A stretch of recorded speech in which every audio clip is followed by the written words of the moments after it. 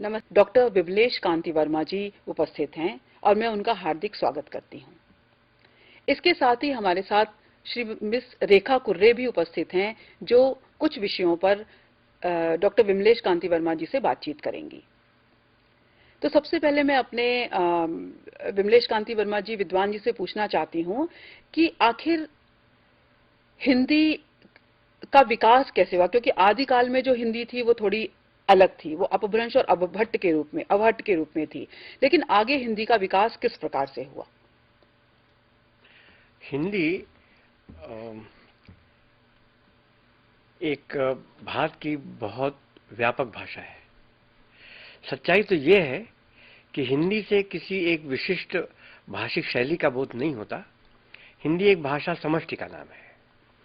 इस भाषा समष्टि के अंतर्गत उत्तर में नेपाल की तराई से लेकर दक्षिण में रायपुर और खंडवा, पूर्व में मिथिला और भागलपुर के जिलों से लेकर पश्चिम में बाड़मेर, बीकानेर और जैसलमेर तक के क्षेत्र के अंतर्गत जो भाषा प्रमुख रूप में बोली जाती है उसका एक नाम हिंदी है। लेकिन डॉक्टर वर्मा, एक चीज हम आपसे और जानना चाहेंगे, क्योंकि हमारे साथ रेखा जी हैं, उनके मन में प्रश्न उठ रहा था कुछ, तो वो आपसे हिंदी के संदर्भ में कुछ पूछना चाहेंगी, क्योंकि कोई मूल चीज हिंदी के बारे में हम इतनी बात कर रहे हैं, लेकिन रेखा जी कुछ शायद जानना चाहती हैं। हाँ रेखा जी, पूछिए, आपका क्या प्रश्न था? हिंदी होती क्या है? जैसा कि नाम से स्पष्ट है, भारत की सारी भाषाओं के जो नाम हैं किसी न किसी प्रदेश से जुड़े हुए हैं। जी। पंजाबी पंजाब की भाषा है, बंगला बंगाल की है, गुजराती गुजरात की है, असमिया असम की है, कश्मीरी कश्मीर की है। लेकिन हिंदी एक ऐसी भाषा है जिसका नाम किसी प्रांत से जुड़ा हुआ नहीं है। वो सारे देश की हिंद की भाषा है। तो सारे देश हिंद की भाषा कहने का तात्पर्य यह है कि हिंदी का क्षेत्र देश में सबसे बड़ा है। अनेक प्रदेश हिंदी प्रदेश हैं, और अगर उनकी हम गिनती करें तो देश के 12 प्रदेशों की भाषा जो है वो हिंदी है। उत्तर प्रदेश, उत्तराखंड, मध्य प्रदेश, छत्तीसगढ़, बिहार, झारखंड, हिमाचल, हरियाणा, दिल्ली, अंडमान निकोबार, यहाँ तक कि अरुणाचल प्रदेश जो है, वहाँ की भी आज सबसे अधिक जो प्रचलित भाषा है वो हिंदी है। तो इस प्रकार हिंदी देश के 12 प्रदेशों की प्रधान भाषा है, और वो प्रदेश जो देश के बड़े प्रदेश हैं, जिनका संस्कृति की दृष्टि से विशाल महत्व है। तो हिंदी जो है वो एक भाषा समष्टि का नाम है। उसके अंतर्गत हिंदी की 17 बोलियां जो अलग अलग भाषा के रूप में पनप चुकी हैं, उनको हम परिगणित करते हैं। यहाँ तक कि ब्रजभाषा जो है उसको भी हिंदी हम कहते हैं। मैथिली जो है वो भी हिंदी है। राजस्थानी में जो मारवाड़ी है, जिसमें मीराबाई ने लिखा है, वो भी हिंदी है। जिसमें जायसी, कुतुबन, मंझन, नूर मोहम्मद उस्मान ने लिखा सूफी साहित्य, वो भी हिंदी है। तुलसीदास ने जिसमें रामचरितमानस लिखा है वो भी हिंदी है। सूरदास ने, कृष्णदास ने जिसमें लिखा, पद्माकर ने, सेनापति ने, रत्नाकर ने, वो भी हिंदी का एक ब्रजभाषा का रूप है। तो हिंदी अनेक बोलियों का एक समन्वित रूप है, और यदि हम गणना करें तो ऐसी प्रधान जो बोलियां हैं वो 17 हैं। 17 बोलियों का इस समय विस्तार देना शायद बहुत विस्तृत हो जाएगा, लेकिन हम ये समझ लें कि जो प्रधान भाषाएं हैं, मारवाड़ी, मेवाड़ी, मेवाती और जयपुरी, अवधी, बघेली और छत्तीसगढ़ी, खड़ी बोली, ब्रज, बुंदेली, कन्नौजी और बुंदेली, मैथिली, मगही और भोजपुरी, और गढ़वाली और कुमायूनी, ये प्रधान हिंदी की जनपदीय भाषाएं हैं। इसके अलावा हिंदी जो है केवल देश में ही नहीं जी, विदेश में अनेक देशों में बोली जाती है। और आपको जानकर ये आश्चर्य होगा कि Fiji, Mauritius, Suriname, Trinidad, British Guyana, दक्षिण अफ्रीका में हिंदी बोलने वालों की जनसंख्या बहुत अधिक है। जो अमेरिका, इंग्लैंड, जर्मनी आदि देश हैं, वहाँ भी जो भारतीय पिछले 3-4 दशकों में गए, वे भी भारतीय अस्मिता के प्रतीक के रूप में हिंदी बोलना चाहते हैं। तो हिंदी का स्वरूप जो है वो बहुत व्यापक है, और वो विश्व की दूसरी प्रधान भाषा संख्या बल की दृष्टि से है। इसीलिए तो आज उसको हम विश्व भाषा भी कहते हैं। बिल्कुल। और शायद यूएन में भी अब बातचीत हो रही है कि यूएन में भी उसकी कोशिश हो रही है, जी। इसलिए क्योंकि विश्व में भाषा संख्या बल की दृष्टि से हिंदी का दूसरा स्थान है और विश्व के लगभग सभी देशों में हिंदी के बोलने वाले सब जगह विद्यमान है, क्योंकि जहां भारतीय जाते हैं वे अनेक भाषा भाषी होते हुए भी अलग अलग भाषा जिनकी मातृभाषाएं हैं उसके रहते हुए भी वो भारतीयता को संरक्षित रखने के लिए वे हिंदी बोलना पसंद करते हैं जी। तो हिंदी का क्षेत्र जो है दिन प्रतिदिन बढ़ता जाता है। डॉक्टर वर्मा, अभी आपने बताया कि हिंदी की कुल 17 बोलियां हैं, लेकिन हम ये जानना चाहेंगे कि भारत में वैसे पूरा भाषाई परिदृश्य क्या है? कितनी भाषा परिवार हैं, कितनी भाषाएं हैं? क्योंकि हिंदी को जब हम राजस्थानी साहित्य पढ़ते हैं या मैथिल का साहित्य पढ़ते हैं, विद्यापति को पढ़ते हैं, आगे हम जब मध्यकाल में आते हैं तो हम पद्मावत भी पढ़ते हैं और हम ब्रज का सूर भी पढ़ते हैं, और ये सब हम हिंदी साहित्य के अंतर्गत इनका अध्ययन करते हैं। तो लेकिन भारत में कौन से भाषाई परिवार, पूरे परिवारों के बारे में थोड़ी सी हमारे छात्रों को जानकारी दीजिए कि संपूर्ण परिदृश्य क्या है इस भाषाई परिवार का? भाषाई परिदृश्य भारत का एक बड़ा अनोखा सा परिदृश्य है जी। दुनिया में जितनी भाषाएं बोली जाती हैं उनको भाषा वैज्ञानिकों ने 12 भाषाई परिवारों में बांटा हुआ है और उन 12 भाषा परिवारों में से 4 भाषा परिवार की भाषाएं इस देश में बोली जाती हैं। सबसे बड़ा जो भाषा परिवार है उसका नाम है भारोपीय परिवार, जिसमें भारत की भाषाएं भी हैं और यूरोप की भाषाएं भी हैं। उसमें अंग्रेजी, जर्मन, फ्रेंच, पोर्चुगीज, स्पेनिश भी है और हिंदी, गुजराती, मराठी, बंगला, कश्मीरी भाषाएं भी हैं। तो जो भारोपी परिवार है उसके साथ ही द्राविड़ परिवार, तिब्बती चीनी परिवार और ऑस्ट्रिक या मुंडा परिवार की भाषाएं भी हिंदी भारतवर्ष में बोली जाती हैं। जो तिब्बती चीनी परिवार है उसकी भाषाएं उत्तरी पूर्वी सीमांत प्रदेश की भाषाएं हैं, जिसको हम पहले नेफा प्रदेश कहते थे। वहां जो भाषाएं बोली जाती हैं वो तिब्बती चीनी परिवार की हैं। जो मुंडा परिवार की भाषाएं हैं वो विशेष रूप से बिहार के झारखंड में, मध्य प्रदेश के छत्तीसगढ़ में, उड़ीसा के कुछ आदिवासी क्षेत्रों में बोली जाती हैं। जो द्राविड़ परिवार की भाषाएं हैं वो प्रमुख रूप से 4 हैं, तमिल, तेलुगु, मलयालम और कन्नड़। जो वहाँ के 4 प्रमुख प्रदेश हैं, तमिलनाडु, केरल, कर्नाटक और आंध्र प्रदेश, वहाँ की भाषाएं हैं। तो इस प्रकार से भारत एक ऐसा अनोखा विश्व में देश है जिस एक देश में 4 भाषा परिवारों की भाषाएं बोली जाती हैं। ऐसा संयोग बहुत कम होता है। अन्य देशों में अनेक भाषाएं हैं लेकिन वो सामान्यतः एक परिवार की होती हैं। हमारे यहाँ एक देश है और अनेक परिवारों की भाषाएं बोली जाती हैं, जिसकी पारस्परिक बोधगम्यता इतनी कम है कि आदमी जो द्राविड़ परिवार की भाषाएं जानता है वो मुंडा परिवार की नहीं जानता, जो मुंडा परिवार की जानता है वो भारोपी परिवार की नहीं जानता, जो भारोपी परिवार की जानता है वो तिब्बती चीनी परिवार की नहीं जानता। तो ये सारा देश जो है अनेक भाषाओं का एक समन्वित रूप है और इन सब भाषाओं के बीच में आपको जानकर यह आश्चर्य होगा कि हिंदी एक सेतु का काम करती है।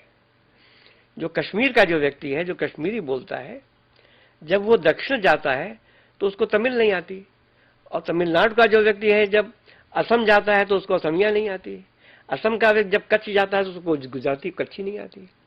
तो वो किस भाषा के माध्यम से व्यापार करता है?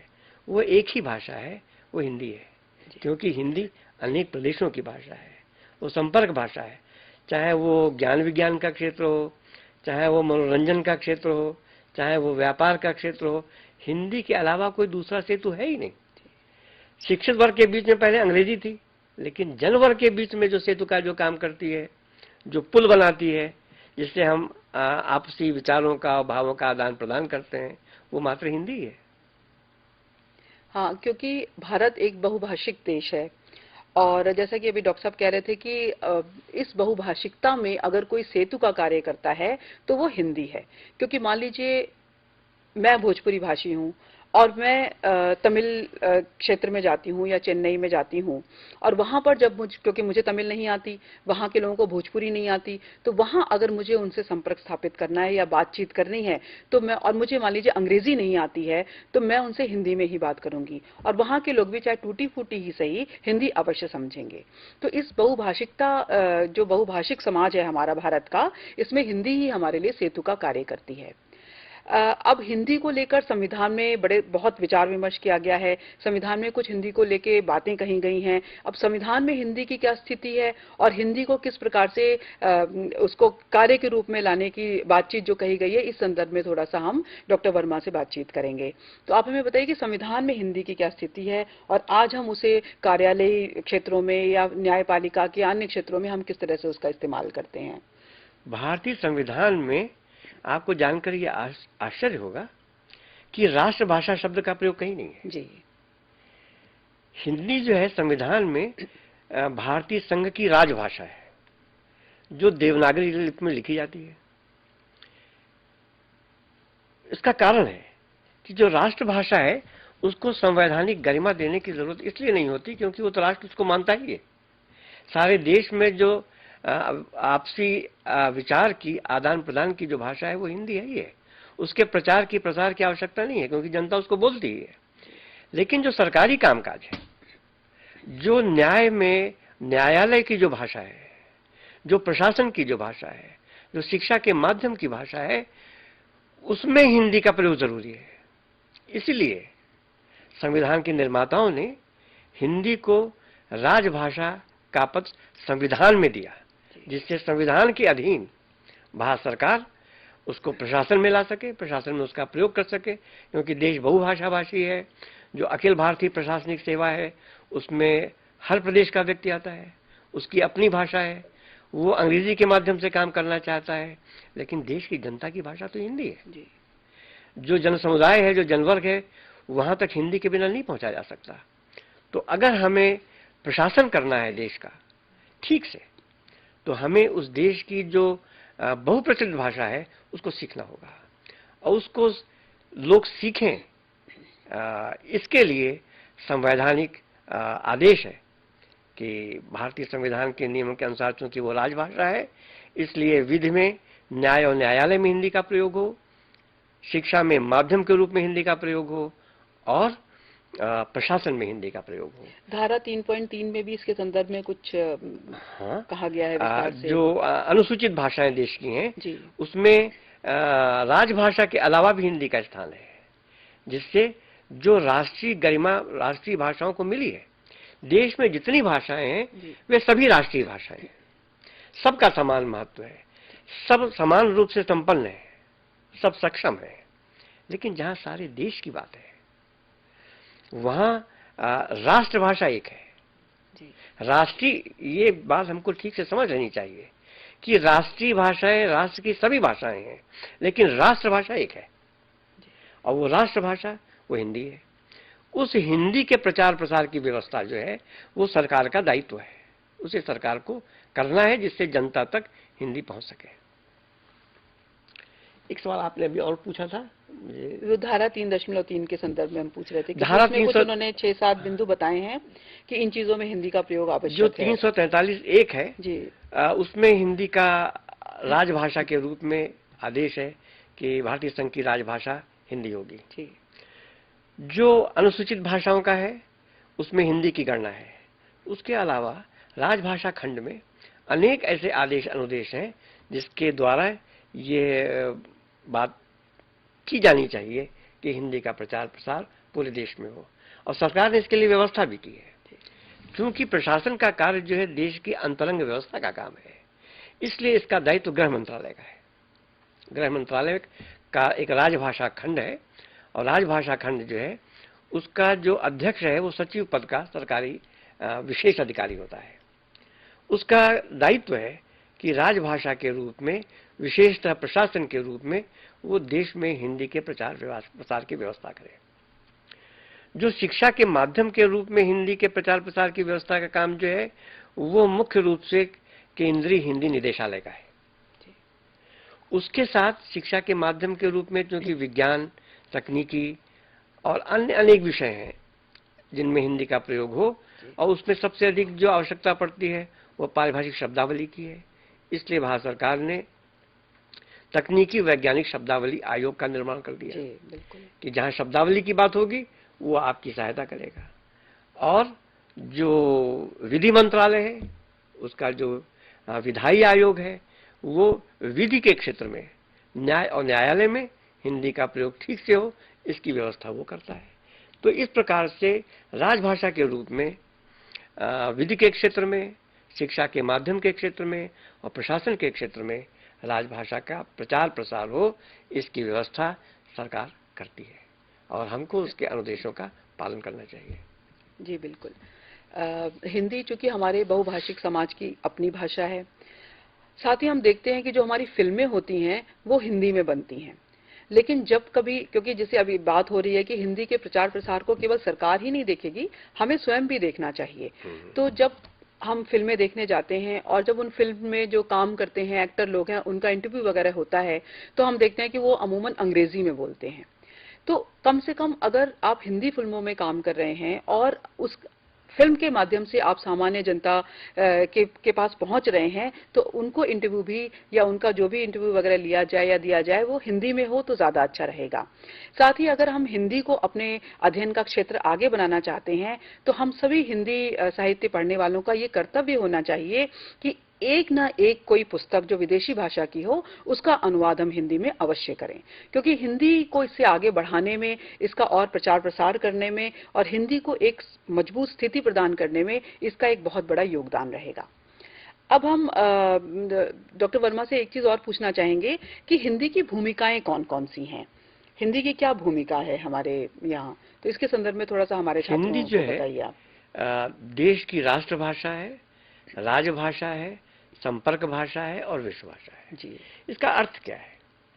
इसका अर्थ ये है राष्ट्रभाषा के रूप में देश की 42.88% जो जनता है वो हिंदी का मातृभाषा के रूप में प्रयोग करती है। यही कारण था कि महात्मा गांधी ने जब स्वतंत्रता आंदोलन की बात चल रही थी, कांग्रेस के लिए ये नियम बना दिया कि कांग्रेस की कार्यवाही हिंदी में होगी। बहुत से अंग्रेजी पसंद लोगों को ये बात अच्छी नहीं लगी, लेकिन गांधी जी ये चाहते थे कि उनका जो आंदोलन है वो देश के गांव-गांव तक पहुंचे, वो स्त्रियों, बच्चों, मजदूरों, ग्रामीणों सब तक पहुंचे, और उसका आधार अंग्रेजी नहीं हो सकती थी। अंग्रेजी तो एक सीमित शिक्षित वर्ग के बीच माध्यम भाषा थी।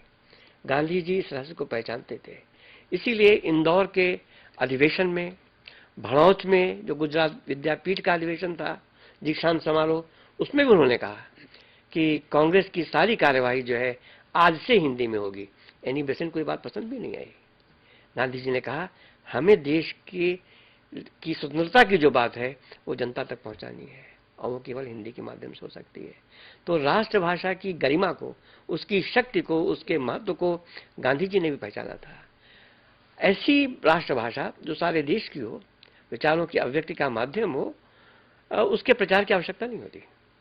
लेकिन प्रशासन में, न्याय में, न्यायालय में माध्यम उसकी आवश्यकता थी, क्योंकि वहां माध्यम जो था वो अंग्रेजी थी। अंग्रेजी को स्थानांतरित करने के लिए, उसकी जगह पे हिंदी लाने के लिए शासन की शक्ति का प्रयोग करना आवश्यक था। इसलिए राजभाषा के रूप में संवैधानिक हिंदी की व्यवस्था भारतीय संविधान में की गई। जो संपर्क भाषा है, जैसा कि स्मिता जी ने कहा, ये बात सही है कि सरकार अपना काम करती है, लेकिन जो जनता है वो अपना लाभ और नुकसान वो खुद समझती भी है। अगर कोई बड़ा अभिनेता ये चाहता है कि वो अपने एक सीमित क्षेत्र से निकल करके पूरे देश में उसका नाम हो, तो वो तमिल में, तेलुगु में, बांग्ला में, असमिया की फिल्मों में ही काम नहीं करेगा, वो बॉलीवुड जाएगा और बॉलीवुड में जाकर के वो हिंदी फिल्म में काम करेगा और तब उसकी फिल्म को सारा देश देखेगा। आपको याद होगा कौन बनेगा करोड़पति, बच्चन का एक सीरियल था। उसमें जो भाग लेने वाले आते थे वो हर भाषा के लोग आते थे, लेकिन बच्चन तो हिंदी में ही बोलते थे। तो उसके माध्यम से हिंदी का प्रचार अपने आप हुआ। हिंदी फिल्मों के माध्यम से सारी दुनिया हिंदी सीखती है। वो समझती नहीं क्या बोला जा रहा है, लेकिन वो हिंदी फिल्में देखना चाहती है। जो अभिनेता हैं सारे देश के, वो हिंदी फिल्मों में काम करना चाहते हैं। जितने देश के बड़े लेखक अलग अलग भाषाओं के हैं, वो अपनी पुस्तकों के हिंदी में अनुवाद कराना चाहते हैं, क्योंकि अगर अनुवाद नहीं होगा तो पंजाबी भाषा का साहित्य जो है वो एक प्रांत विशेष तक ही सीमित रह जाएगा। बिल्कुल। असमिया का साहित्य असमिया में ही रह जाएगा। अगर इंदिरा गोस्वामी को सारे देश की लेखिका बनना है तो उनकी रचनाओं का हिंदी अनुवाद जरूरी है। विमल मित्र ने तो यहां तक कहा था कि मेरी रचनाएं जो हैं वो देश में हिंदी के माध्यम से पहुंची हैं। मुझे प्रकाशित, प्रसारित और विख्यात करने का जो श्रेय है वो हिंदी को है, और ये सब देश की सच्चाई है। हिंदी जो है देश की प्रमुख भाषाओं में एक ऐसी प्रमुख भाषा है जिसके अंतर्गत सारी भाषाओं के लोगों को मिला दिया जाए और हिंदी अलग रखी जाए तो भी हिंदी का पलड़ा भारी होगा, क्योंकि उसके भाषी बहुत है। और हिंदी की जो द्विभाषिकता है, जो हम कहते हैं अंतर प्रांतीय भाषा, संपर्क भाषा, वो यही है कि हर प्रदेश का व्यक्ति जो है अपनी भाषा जानता है, लेकिन अपनी भाषा के बाद जो उसकी दूसरी भाषा है वो हिंदी है। चाहे आप गुजरात में जाइए, ऐसा कोई व्यक्ति नहीं मिलेगा आपको जो हिंदी नहीं जानता हो। बिल्कुल। महाराष्ट्र में जाइए, कोई ऐसा व्यक्ति नहीं मिलेगा जो हिंदी ना जानता हो। तो ये स्थिति जो है ये सिर्फ हिंदी के साथ है। इतना ही नहीं, जैसा कि मैंने अभी बताया कि विश्व भाषा के रूप में संपूर्ण देशों में जहां जहां भारतीय गए हैं वे सब हिंदी को भारतीय अस्मिता का प्रतीक मानते हैं। और हिंदी चाहे वो शुद्ध आपकी हमारी तरह न बोल सके, लेकिन उनकी पारस्परिक अभिव्यक्ति का माध्यम जो है वो हिंदी है। बिल्कुल। रेखा जी, आप कुछ पूछना चाह रही हैं? हम ये पूछना चाह रहे थे कि भारत के अतिरिक्त अन्य देशों में जो हिंदी को लेकर साहित्य रचना की जा रही है, उसमें भारत में तो तत्सम, तद्भव और स्थानीय भाषाओं का भी प्रयोग किया जाता है, उनके शब्दों का प्रयोग किया जाता है। तो क्या उसी प्रकार से विदेशों में भी जो हिंदी के ऊपर जो साहित्य रचना की जाती है, उनमें भी वहाँ के स्थानीय भाषाओं के शब्द प्रयोग में किए जाते हैं? आपका प्रश्न बहुत अच्छा है, बड़ा रोचक प्रश्न है। विदेश में जो हिंदी की स्थिति है उसको हम दो रूपों में देख सकते हैं। एक तो वो है जो आज से 150 वर्ष पहले यहाँ के गिरमिट जो थे वो वहां गए। वे प्रायः पूर्वी उत्तर प्रदेश और पश्चिमी बिहार के व्यक्ति थे। जी बिल्कुल। पश्चिमी बिहार की जो भाषा है वो भोजपुरी है और पूर्वी उत्तर प्रदेश की जो भाषा है वो अवधी है। तो ज्यादातर लोग जो गए वो अवधी को अपने साथ ले गए और भोजपुरी को अपने साथ ले गए। गांव में काम करते थे, जीवन उनका कठिन था, अपनी भाषा को उन्होंने बराबर बचाए रखा। जो यहाँ के रामचरितमानस है, जो कबीर की वाणी है, सूरदास और मीरा के पद हैं, दिन भर वो काम करते और रात को इन पदों को गाते वो, और यही उनके मनोबल को बढ़ाने वाली थी। आज उनकी चौथी पीढ़ी वहां पे है। अपनी उस भाषा को तो वो बचाए हुए हैं ही, लेकिन उस भाषा में जो भोजपुरी अवधी का रूप था उसमें उस देश प्रदेश की भाषा के शब्द भी उसमें शामिल हो गए और उससे एक नई भाषा का विकास हुआ। जैसे फिजी में जिस हिंदी का विकास हुआ उसको फिजी बात कहते हैं। वो उस फिजी बात में अवधी के शब्द हैं और वहाँ की भाषा जो कैवीती है उसके शब्द हैं। इसी तरह मॉरिशस की जो हिंदी है वो अलग ढंग की है। जो सूरनाम की हिंदी है उसको सरनामी कहते हैं, उसमें डच के शब्द हैं। इसी तरह जो दक्षिण अफ्रीका में जो नेटल प्रदेश है वहाँ भारतीय बसे, वहाँ की भाषा जो है वो नैताली हो गई। तो इस तरह से एक साहित्य हिंदी का वो डेवलप हुआ जो हिंदी की उस शैली में है जो उनकी अपनी भारतीय जनपदीय बोलियों के साथ उन देशों की भाषाओं के शब्दों का समन्वित रूप प्रस्तुत करती है, जिसके उन्होंने अलग अलग नामकरण भी किए। फिजी हिंदी, सरनामी हिंदी, नैताली, ये उन्हीं हिंदी की शैलियों के नाम है। दूसरा वो है जो आज से 4 दशक पहले, 5 दशक पहले जीविका की खोज में वहां गए, बड़े बड़े वैज्ञानिक, विद्वान, विशेषज्ञ, और वहां जाके वो बस गए। वो अपनी इस हिंदी को खड़ी बोली को ले गए और खड़ी बोली में वो साहित्यिक रचना करते रहे। तो इस तरह से एक और तो जो खड़ी बोली का परिनिष्ठित रूप है उसमें भारतीय साहित्य रचना कर रहे हैं, और दूसरी ओर वो है जो गिरमिटी अपने साथ ले गए उसमें साहित्य रचनाएं कर रहे हैं, और दोनों का अपना महत्व है। अभी 2 वर्ष पहले 3 वर्ष पहले सूरीनाम में जो विश्व हिंदी सम्मेलन हुआ, उसमें फिजी के लेखक प्रोफेसर सुब्रमणी को उनके फिजी बात में लिखे गए उपन्यास डहुका पुराण पे सम्मानित किया गया। तो ये एक अच्छी शुरुआत है, क्योंकि भाषा जो है वही विकसित होती है जो दूसरी चीजों को स्वीकार करती जाती है। तथ्यतः हिंदी जो है एक अक्षय वट की तरह है। जैसे वट वृक्ष जो है वो अक्षय कहलाता है, क्योंकि उसकी हर शाखा कालांतर में वो वृक्ष का रूप धारण कर लेती है, तो वो कभी नष्ट नहीं होता। इसी तरह हिंदी के जितने रूप विदेश में हुए वे सब हिंदी की अलग अलग शाखाएं थे, और बाद में वो पूरे वृक्ष के रूप में बन गए। तो हिंदी का जो वट वृक्ष है वो निरंतर बढ़ता जाता है। इसलिए जो वर्म आदि विदेशी विशेषज्ञों ने, भाषा शास्त्रियों ने जो कहा कि भाषाओं का संकट होता है, भाषाएं अनेक विलुप्त हो रही हैं, वो भाषाई संकट हिंदी के सामने कभी नहीं आना। हिंदी तो घटने वाली नहीं है, हिंदी तो बढ़ने वाली है, क्योंकि जहां जो भारतीय जाता है वो हिंदी को अपने साथ ले जाता है। उसकी अनेक शैलियों का विकास होता है, उसमें ऊर्जा होती है, उसमें लोग नई नई चीजों को लिख रहे हैं। आज प्रवासी भारतीय इंग्लैंड में, अमेरिका में, डेनमार्क में, नॉर्वे में सब जगह लिख रहे हैं। सर, हिंदी को लेकर विदेशों में कौन कौन से रोजगार के अवसर होंगे? विदेश में हिंदी के लिए कई प्रकार के अवसर हैं, और वे अवसर जो हैं बहुत बड़े व्यापक पद्धति के हैं। जैसे सबसे बड़ा अवसर तो ये है कि हिंदी वाले अगर एक दूसरी विदेशी भाषा सीख लें तो हर जगह वे भाषांतरकर्ता के रूप में काम कर सकते हैं। बिल्कुल सही बात। चाहे देश हो चाहे विदेश हो।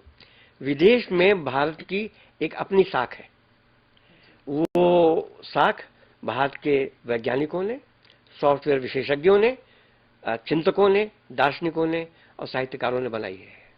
भारत के साहित्य को सारा विश्व पढ़ना चाहता है, समझना चाहता है। हम क्या सोचते हैं, क्या कर रहे हैं, इसको वो जानना चाहता है, और वो अनुवाद के माध्यम से पहुंच सकता है। हिंदी का जो व्यक्ति अगर दूसरी भाषा की जानकारी रखता है तो जितनी भाषाएं हैं उन सब के वे अनुवाद के कार्य को बड़ी अच्छी तरह से कर सकते हैं। इसके अलावा विश्व में जितने राष्ट्रीय विश्वविद्यालय हैं सब जगह आज हिंदी का शिक्षण होता है। यहाँ तक कि अमेरिका ने तो उसको फ्लैगशिप प्रोग्राम में हिंदी की अनिवार्यता कर दी है। बिल्कुल सही बात कि हर अमेरिकन को हिंदी सीखनी चाहिए। उसके लिए बहुत अनुदान भी है, बड़े स्तर पर हिंदी का शिक्षण हो रहा है। अमेरिका में कितने विश्वविद्यालय हैं जो हिंदी का शिक्षण पीएचडी लेवल तक करते हैं, और दुनिया का राष्ट्रीय विश्वविद्यालय शायद ही कोई ऐसा हो जहाँ पर आज हिंदी का शिक्षण, हिंदी का अध्ययन अध्यापन नहीं होता। हिंदी का अध्ययन भी होता है, हिंदी में शोध भी होता है, और विदेश में हिंदी में साहित्य सर्जना भी होती है।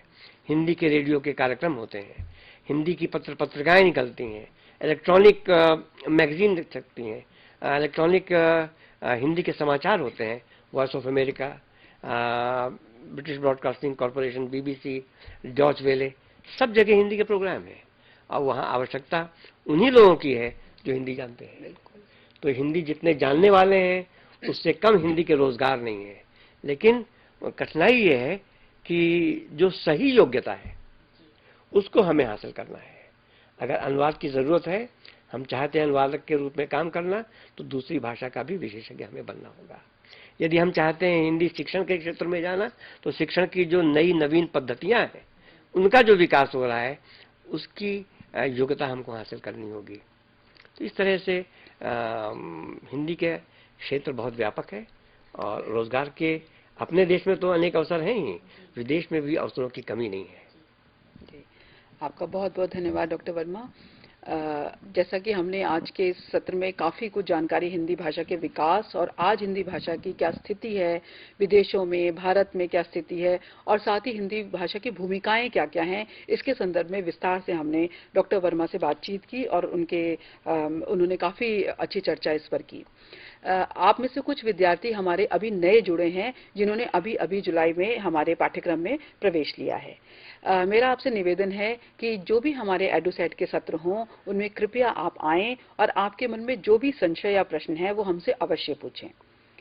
आज जैसे कि कोई भी प्रश्न मेरे पास नहीं आया और मुझे ये पता भी नहीं है कि कौन से क्षेत्रीय केंद्र में हमारे छात्र बैठे हुए हैं, तो कृपया अगर कहीं हमारे छात्र बैठे हैं तो मुझसे थोड़ा बहुत संपर्क स्थापित अवश्य करें और यदि उनके मन में हिंदी भाषा को लेकर, हिंदी साहित्य को लेकर, हिंदी भाषा के विकास को लेकर, उसकी भूमिकाओं को लेकर, रोजगार इत्यादि के अवसरों को लेकर या किसी भी तरह के कोई प्रश्न हो तो वो हमसे अभी इसी वक्त पूछ सकते हैं। हमारे नंबर आपके कंप्यूटर स्क्रीन पे फ्लैश करते रहते हैं, इसलिए आप उनके माध्यम से आप हमसे बेहिचक प्रश्न पूछें, हम आपके लिए ही यहाँ पर बैठे हैं। इस पाठ्यक्रम में जैसा कि आप देखेंगे कि हमने आपको जो 8 खंड दिए हैं, इनमें अंतिम 2 खंड हमारे भाषा के हैं। और जब आप सत्रीय कार्य करते हैं, क्योंकि अब आप देख रहे होंगे कि हमारे सत्रीय कार्य 3 की अपेक्षा 1 हो गए हैं और वो सत्रीय कार्य आपके एक तरह से परीक्षा की तैयारी भी हैं, क्योंकि हम सत्रीय कार्यों को इस प्रकार का बनाते हैं कि वो आपके जिस तरह से परीक्षा में प्रश्न पूछे जाते हैं उसी के आधार पर हम सत्रीय कार्यों का निर्माण करते हैं। और साथ ही आप ये भी देखेंगे कि कभी कभी हम कुछ शब्द सीमा भी हर प्रश्न के अंतर्गत आपको देते हैं। इस शब्द सीमा देने का कारण हमारा ये है कि यदि कोई प्रश्न आपका 10 या 15 या 20 अंक का है तो आपको पता हो कि आपको कितने पृष्ठों में या कितने स्थान पर वो सामग्री समेटनी है, उस प्रश्न का उत्तर समेटना है। यदि आपके मन में कोई प्रश्न उठ रहा है हमारे इस पाठ्यक्रम को लेकर तो आप अभी इस वक्त हमसे प्रश्न पूछ सकते हैं। डॉक्टर वर्मा यहाँ हैं, आप हिंदी भाषा के संदर्भ में विशेष रूप से कोई भी प्रश्न पूछना चाहें तो आपके प्रश्न अभी आमंत्रित हैं और मुझे बहुत खुशी होगी अगर हमारे छात्र वहां से चाहे अपने बारे में ही कुछ बताएं या प्रश्न पूछें, तो मुझे ये बहुत प्रसन्नता होगी कि मेरे छात्र दूसरे एंड पर हमारी बात सुन रहे हैं और हमारे लिए बैठे हुए हैं, क्योंकि हम आपकी सुविधा के लिए एडुसेट के कार्यक्रमों को बनाते हैं, कार्यक्रम करते हैं हम, और हम चाहते हैं कि इस तरह से हमारा और आपका एक इंटरेक्शन हो, हमारी और आपकी एक बातचीत हो।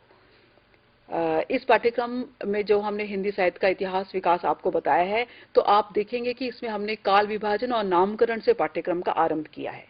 ऐसा हमने इसलिए किया है ताकि पाठ्यक्रम में जो भी हमारा जो हिंदी साहित्य का इतिहास है उसके आदिकाल से लेकर अब तक के आधुनिक काल का जो काल विभाजन और जो नामकरण किया गया है, जो समय सीमा दी गई है, वो किन आधारों पर दी गई है, इसके विभिन्न तर्कों के आधार पर हमने उत्तर आपके सामने प्रस्तुत किए गए हैं।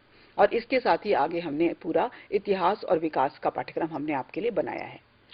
अब मेरा एक छोटा सा प्रश्न डॉक्टर वर्मा से है कि डॉक्टर वर्मा, अभी हमने विदेशों में हिंदी की बात की और विदेशों में हिंदी साहित्य की बात की, तो बिल्कुल संक्षेप में आपसे मैं एक चीज जानना चाहूंगी कि आप देश विदेश में घूमे हैं, देश विदेश के साहित्य का अध्ययन आपने किया है, तो जो हम भारत देश में जो हिंदी लिखते हैं या हिंदी में बातचीत करते हैं या हिंदी भाषा का साहित्य लिखते हैं, और जो विदेश में जो आप बता रहे थे कि जो बहुत साल पहले 200-300 साल पहले जो हमारे भारतीय लोग वहां पर गए थे और उनका जो साहित्य, उनकी अपनी भाषा से जो हमारा उनका प्रभावित रहता है साहित्य, उसकी भाषिक संरचना में और व्याकरणिक संरचना में भी हमसे कोई अंतर रहता है कि वो भी हमारे जैसी ही रहती है? भारत में जब हम हिंदी साहित्य की बात आज करते हैं जी, उसका अर्थ सामान्यतः होता है खड़ी बोली में लिखित, परिनिष्ठित खड़ी बोली में लिखित साहित्य। जी, विदेश में जैसा मैंने कहा कि भाषा की दृष्टि से 2 रूप हैं। जो वहाँ के लोगों के द्वारा विकसित किया गया हिंदी का रूप है, जैसे फिजी बात है, वो मूलतः अवधि की संरचना का है। जो अवधि की संरचना का साहित्य यहाँ का जो लिखा जा रहा है आज अवधि का, वो लगभग वैसा ही है, लेकिन अंतर यह है कि वहाँ की जो भाषा कैवीति है उसके शब्दों का उसमें प्रयोग है। वो उच्चारण की दृष्टि से भी उसमें अंतर कर देता है, शब्दों की दृष्टि से भी अंतर कर देता है और वाक्य संरचना की दृष्टि से भी वो अंतर करता है, क्योंकि वो बोलचाल का साहित्य है ना। तो इस प्रकार से जो हमारा हिंदी का साहित्य आज का यहाँ का है और जो वहाँ का है, दोनों में बहुत अंतर लगता है। लेकिन ऐसा नहीं है कि हमें वो समझ में ना आए, हमें समझ में तो आता है, लेकिन उनके कुछ शब्दों को हमें जानना है। जैसे मान लीजिए वो कहते हैं कोलंबर। कोलंबर जो है कॉल नंबर का एक विकसित रूप है। इसी तरह गिरमिट शब्द है जो एग्रीमेंट से बना है। तो जो ये नहीं जानता उसको समझना होगा गिरमिट है क्या, कोलंबर है क्या, वो वहाँ के संदर्भ के हिसाब से। वो अंग्रेजी के तद्भव हिंदी रूप भी हैं, है ना। तो इस प्रकार से थोड़ा वो पढ़ने में फर्क लगता है, लेकिन वो बहुत रोचक है। यही स्थिति सरनामी हिंदी की है। अभी तक तो इस पर लोगों ने कुछ सोचा भी नहीं था, काम भी नहीं हुआ था, लेकिन विदेशी जो भाषा वैज्ञानिक हैं हिंदी की इन विकसित नव भाषिक शैलियों पर अब विस्तार से काम कर रहे हैं। J.F. Seagull, R.K. Barge, रोडने Mog, सूजन हॉब्स, इन सब ने जो फिजी में हिंदी डेवलप हुई है, जिसको फिजी बात कहते हैं, इस पर विस्तार से लिखा है। इसी प्रकार जो दक्षिण अफ्रीका में नैताली का रूप है, उस पर राजेंद्र मिस्त्री ने विस्तार से काम किया है। जो सरनामी हिंदी में है उस पर डॉक्टर पुष्पिता ने काम किया है, उमाशंकर सतीश ने काम किया है, मोती मारे ने काम किया है। तो धीरे धीरे उस हिंदी की नव विकसित शैली के महत्व को अब हम समझने लगे हैं और हमको ये लगने लगा है कि हिंदी का जो वटवृक्ष इतना बढ़ रहा है, उस वटवृक्ष को हम और अधिक पल्लवित पुष्पित करें। इसके लिए आवश्यक है कि इन भाषाओं को हम संरक्षण दें, उनके महत्व को हम समझें, क्योंकि उन लोगों के बीच हिंदी का जो माध्यम है वही हिंदी है। वो हमारी हिंदी नहीं हो सकती, क्योंकि ये हिंदी तो यहाँ की है। हिंदी अब पहले अपने ही देश की थी, लेकिन हिंदी अब कई देश की है, विस्तार हो गया है, हिंदी का बहुत विस्तार हो गया है। और जब भाषा बढ़ती है वो उसी तरह है जैसे परिवार बढ़ता है। परिवार पहले पिता के नाम से जाना जाता है, उसके बाद बेटों के नाम से जाना जाता है, उसके बाद पोतों के नाम से जाना जाता है। इसी प्रकार हिंदी जो है कहीं वो फिजीबात के नाम से जानी जाएगी, कहीं वो मैथिली के नाम से जानी जाएगी, कहीं वो सरनामी के नाम से जानी जाएगी, कहीं वो दक्षिणी के नाम से जानी जाएगी। तो ये सब हिंदी की शाखाएं हैं जो हिंदी को विश्व भाषा का स्वरूप देने के लिए अपने में बड़ी सशक्त है। आज हमने